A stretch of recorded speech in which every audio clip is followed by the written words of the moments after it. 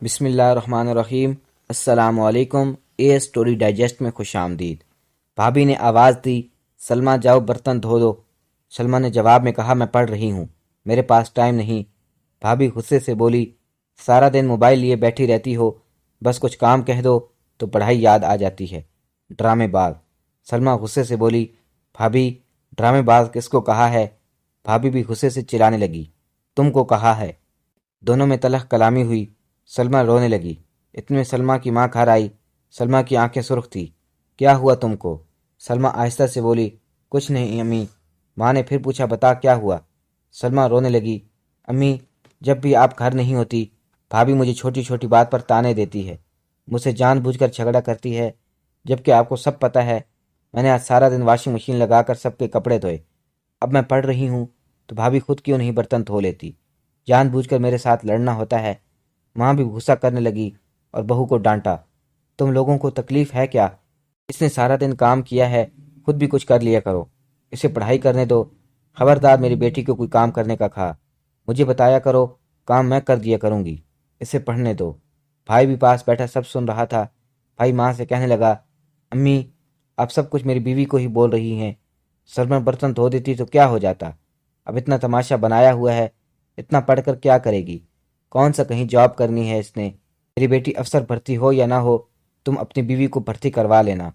سلمہ کے آنسو صاف کیے اور پیار سے پوچھنے لگی، روٹی کھائی یا نہیں؟ سلمہ نے انکار میں سر ہلایا۔ ماں ان سب کو گالیاں دینے لگی، میری بیٹی ہی تم لوگوں کو نظر آتی ہے۔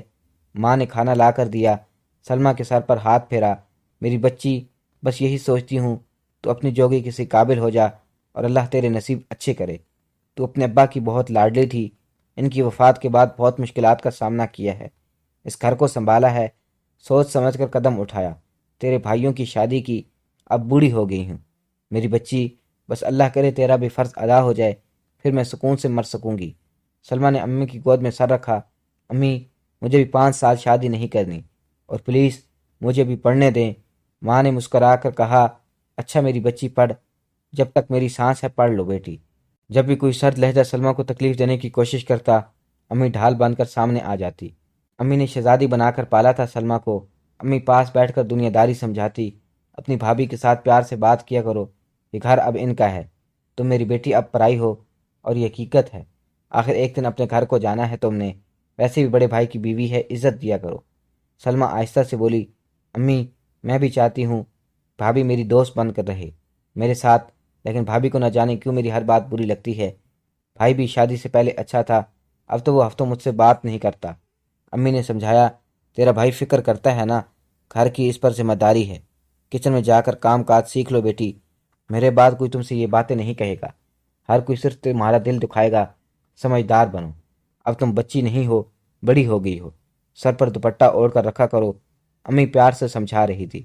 سلمہ بولی، امی مجھے عید کے لیے وہ والا سوٹ لینا ہے جس کی تصویر آپ کو دکھائی تھی۔ امی نے سر پر ہاتھ پھیرا، اچھا لے لینا، جاؤ اب جا کر جھاڑو لگاؤ۔ سلمہ مسکرانے لگی، امی پکا نا مجھے وہ سوٹ لے کر دیں گی؟ امی نے ہاں میں سر ہلا دیا، اچھا لے دوں گی، جا اب کام کر لے تھوڑا۔ عید قریب آئی، امی کے ساتھ شاپنگ کرنے گئی، 20,000 کا سوٹ تھا، امی نے لے دیا، چوڑیاں مہندیاں سب کچھ خریدا، بہت خوش تھی۔ گھر آئی، چاند رات کو ہاتھوں میں مہندی لگائی، پھر بھابھی کو سوٹ دکھایا۔ بھابھی مسکرائی، واہ جی واہ، اتنا مہنگا سوٹ، اور ایک میں ہوں، تیرا بھائی کہتا ہے گزارا کر۔ سلمہ سوالیہ نظروں سے دیکھنے لگی، ارے بھابھی آپ تو کہہ رہی تھی امی کے گھر جا کر لے لوں گی، پھر اپنے کمرے میں چلی گئی۔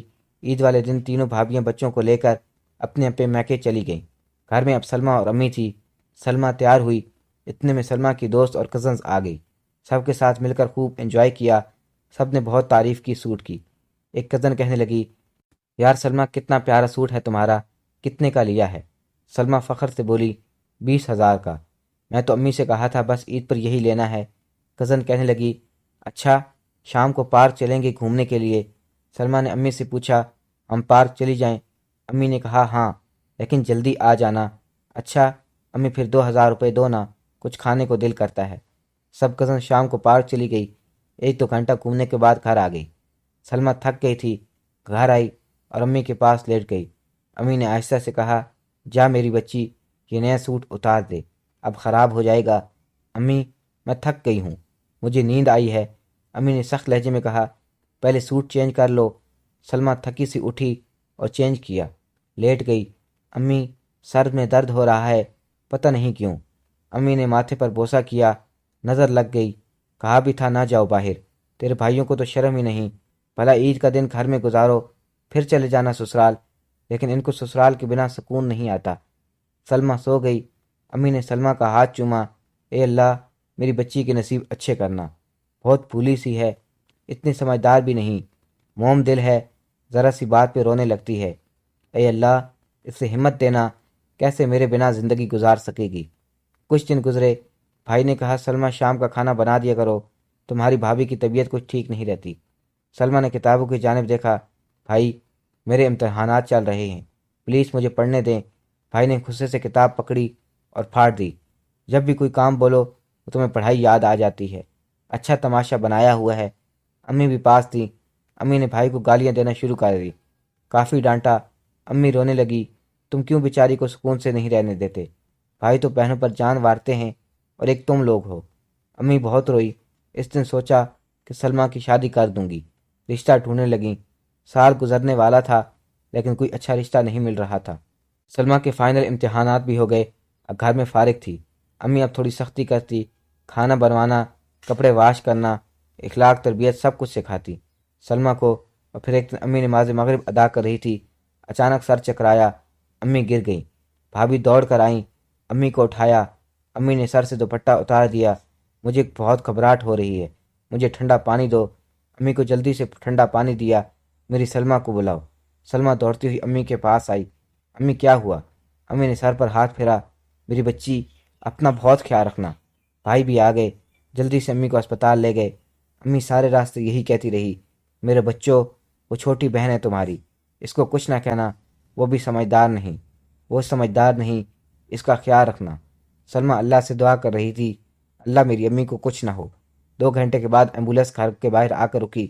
سلمہ نے بھائی سے پوچھا امی کیسی ہیں؟ بھائی نے آہستہ سے کہا پریشان نہ ہو۔ اتنے میں محلے کے کچھ لڑکے چارپائی اٹھائے باہر کی جانب گئے۔ سلمہ نے جب دیکھا تو رونے لگی، سمجھ گئی تھی کہ امی مجھے چھوڑ کر چلی گئی۔